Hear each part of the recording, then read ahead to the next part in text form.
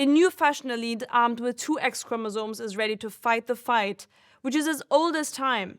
I'm speaking equality. Women have been in fashion since fashion exists, but in best case, kept invisible, because who doesn't love a magic trick when it comes to fashion? We don't know where it comes from, we don't know who made it, but we definitely know who the creative director is. And today, this is ending.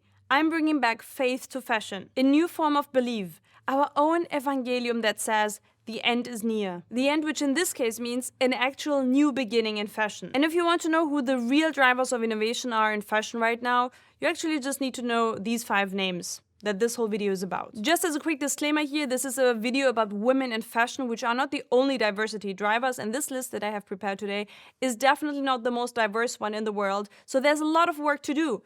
We need to work a lot. So, in anticipation of upcoming Paris Fashion Week, which is end of September, I picked 5 names that are also having presentations and shows in Paris during Paris Fashion Week and are huge talents that don't deserve to be in a women's and fashion list because they can absolutely compete with anybody in the world. But I just want to give a bit more visibility to these names. Some of you might already know these names from conversations we had. You know it by yourself from the Discord, where these names are being mentioned pretty often as well, and also in my Patreon videos. So if you haven't subscribed to the Patreon, you can do that now and have access to about 40 more videos, and also have access to the unique Discord community, which is the most beautiful place on earth where you can speak with global people that are all invested and interested in fashion, above all characteristic traits, ages, hobbies and professions, and it's the most perfect place in the world. And you can join via the link down below and be part of the beautiful community where we talk daily about fashion. But coming back to today's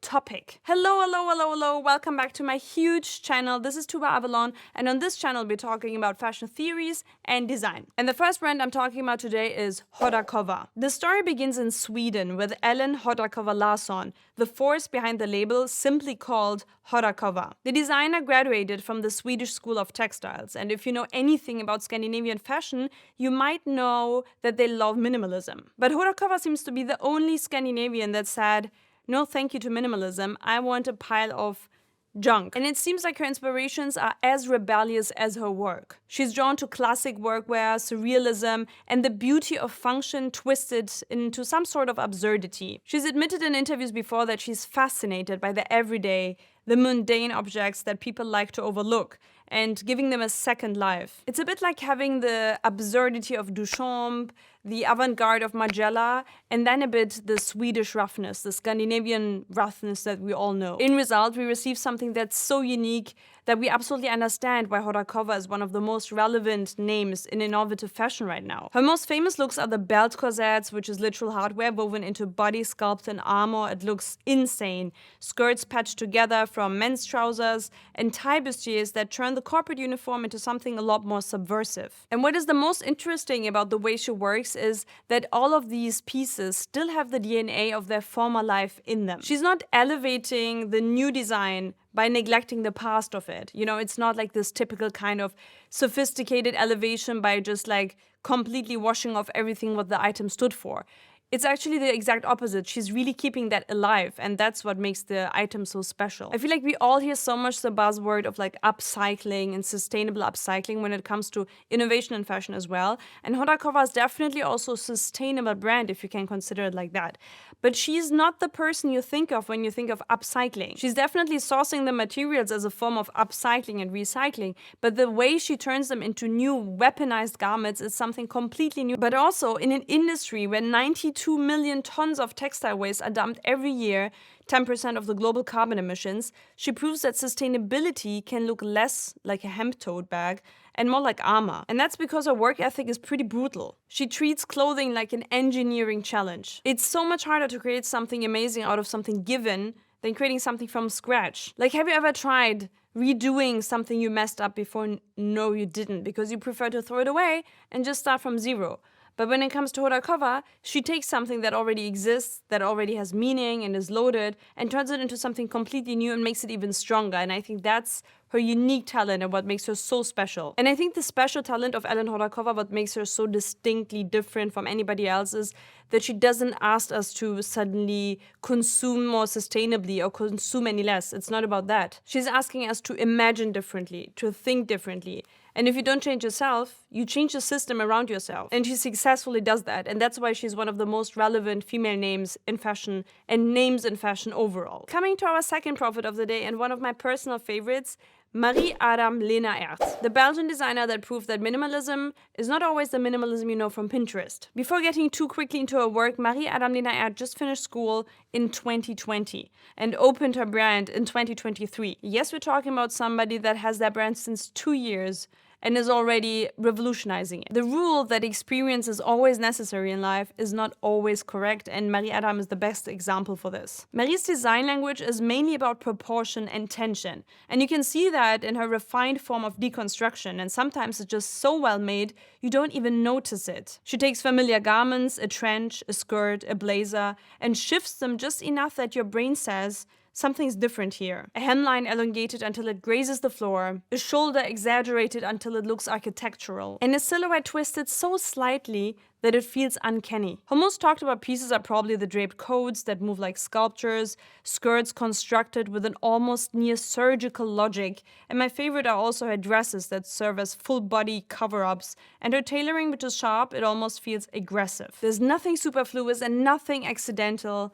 Every seam has a purpose. And as her inspiration, she cited architecture, modernism, and the discipline of restraint. But it's not a cold kind of restraint. It's an intellectual form of restraint, one that has like a tiny wink to it. It's like when she pairs tailored trousers with a hint of subversion and how they hang.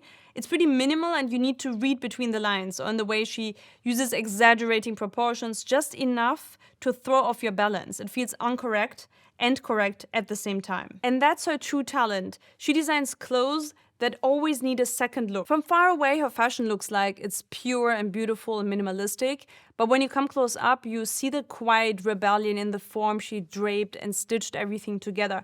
There is a form of subtle aggression and rebelliousness to it that you only see when you really hold it in your hands and really look at the design of the pieces. And in an industry where it's mainly about spectacle and virality and more about product than a collection, it feels like Marie-Adam Leenaerdt really chose the way of restraint from any kind of noise. And her work ethic is really mirroring her designs.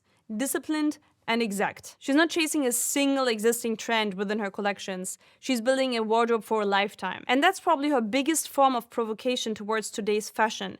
Fashion feels disposable. Marie makes fashion that feels eternal. Coming to name number 3, another very exciting name, Meryll Rogge. Meryll Rogge's life starts in Belgium, in a place outside of Ghent. And when she was little, she was dreaming of being an illustrator for Walt Disney. And this is a dream that kind of makes sense if you understand her need for storytelling and narrative when it comes to her collections. By her teenage years, she already knew she wanted to do something with sketching, especially since she was doing that mainly in her Greek classes I read.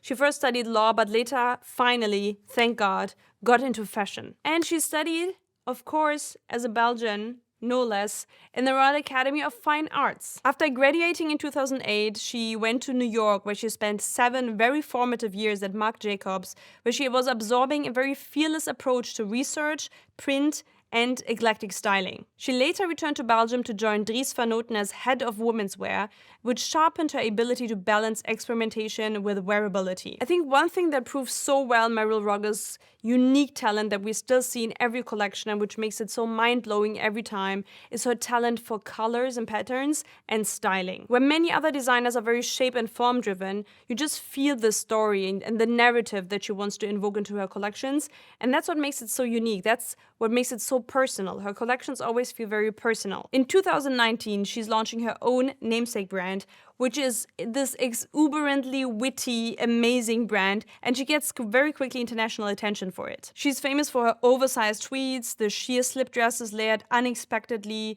the sequin separates worn with sneakers, and her collections are always playful, but never careless. They're so carefully constructed that they always feel joyful and intelligent. And I'm so happy her talent didn't go unnoticed. In 2024, she was named Belgium's Designer of the Year and won the Andam Grand Prix the following year. And today, her career has reached another height. She was appointed the new creative director of Marni this year. And I'm not kidding. This has been the best fashion news of the year. And I don't care what you're saying. Don't come at me with any other brand. This was the single most outstanding information I have received this year. And funny side fact, she's the second female designer of the female-founded brand Marni by Consuela Castiglioni. That's funny, right? Just took 30 years. Easy. And another side fact, because you love side facts just as much as I do, Consuelo Castiglioni called the brand Marni because of her stepsister, was called Marni Castiglioni, which I think is super cute.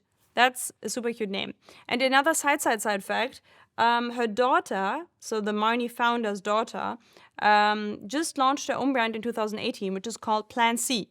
You might have seen it as well. It's very interesting. You should have a look at it. Another female-found brand. It's popping. So coming back to Meryll, because in this paragraph, it's about her. So what makes Meryll so special in comparison to all the other designers, in my opinion, is that you really sense her education, but also her natural pure talent. To me, if you look at the Meryll Rogge collection, you really feel how sensual and personal it is, but you really see also the discipline of her education in the Royal Academy, which made her turn into such a great designer. And when you wear her clothes, it's really not only about the garments, which is also amazing when something is about the garments, but in her case, it's really about personality, joy, and identity. And that's what I love about it. It's just so personal and still unique. And even though it's so specific and unique, and you would say, wow, that's very specific, and we all have different characters, how can this be personal for all of us?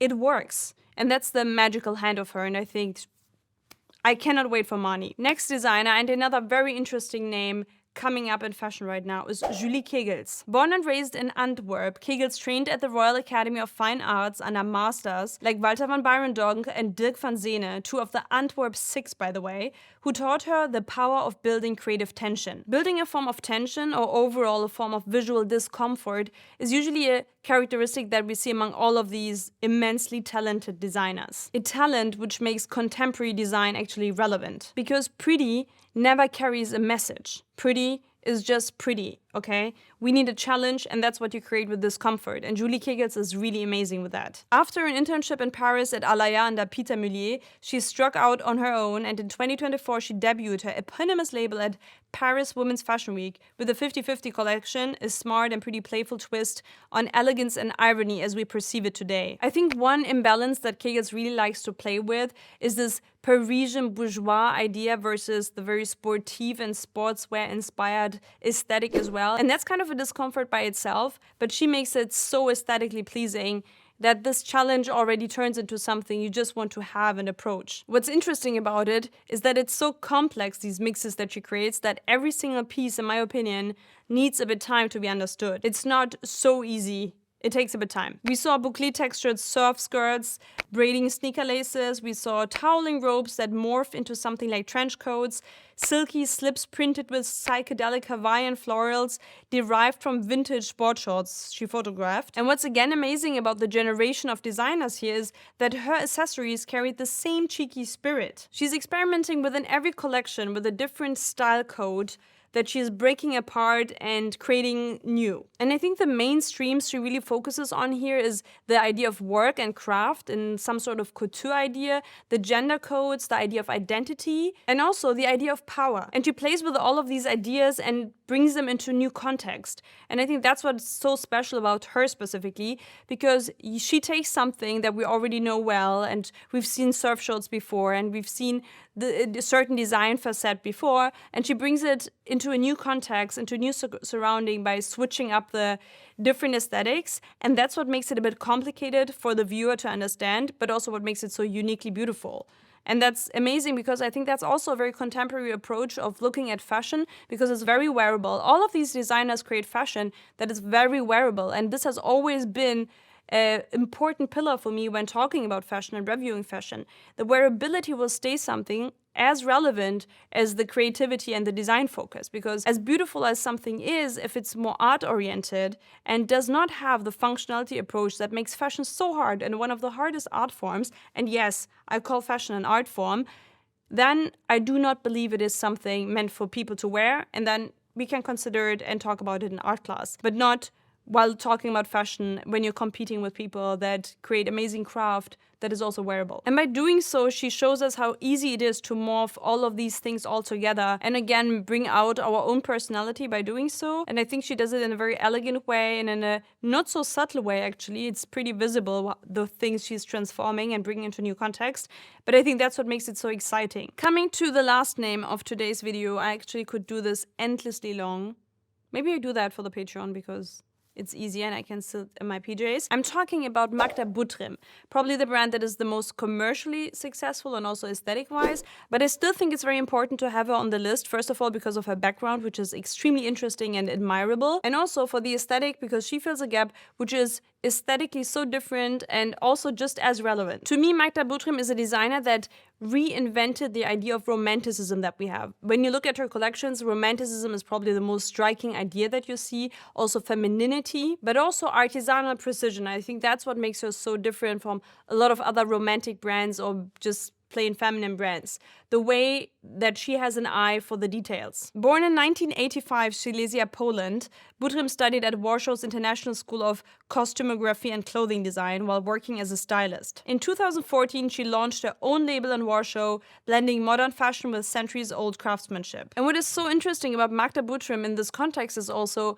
I've been speaking about designers that have been in Antwerp and Paris before, which makes it a lot easier to enter the fashion world. Companies are there, brands are there, everybody's there. So after fashion school, it's usually easy to get approached by a brand, which doesn't mean that the business overall is easy. But being in Poland already, even though there's not much distance between these countries, already makes a lot of things a lot more complicated, getting into the industry, finding interested people. So I really do remember the very early days where Magda Butrym started and I saw the images on Instagram. And I believe it was a made-to-order brand because she was doing everything by herself in her atelier in Warsaw. And it's honestly beautiful to see how something like that can evolve. And very early on, her aesthetic was actually pretty defined by dreamy mini dresses, padded shoulders, thigh-high embroidered boots, and folkloric floral prints that felt like 80s American nostalgia, but also Slavic folklore. Even though it's easy to say that she's pushing the idea of femininity solely with mini dresses and usually alluring dresses, she actually uses a lot of other characteristics to really push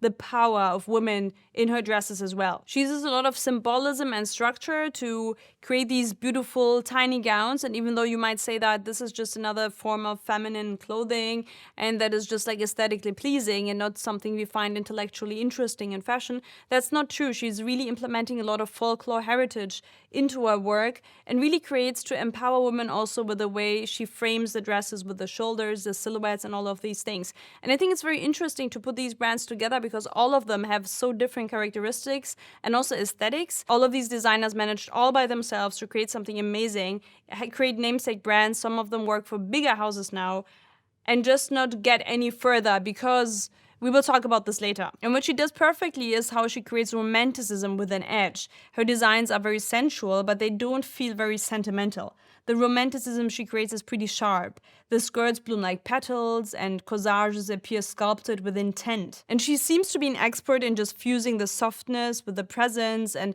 ensuring nothing collapses into too much of a cliche. So these were the most interesting 5 female names in my opinion currently in fashion. The list is way longer. There are a lot more other designers.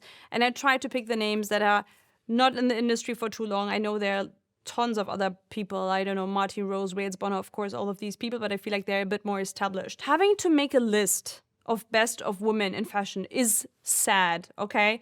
Just to summarize this whole video, and the purpose is actually, I'm not happy about this. All of these women can easily compete with any other designer out there, but we need to give them more visibility. It's unfortunate like this. Not only these women, more diversity drivers in the fashion industry, obviously, and it's the job of people like you and me to push these names even further because the industry will not allow these things. And I have some numbers for you which are pretty sad and shocking. So, first of all, 85% of fashion school graduates are women. 85%. Okay? That's a pretty high amount. Now, have a guess. How many are in leadership positions in the fashion industry? How many? Guess? Guess? 12 to 14%. That's funny because it's like inverted, you know?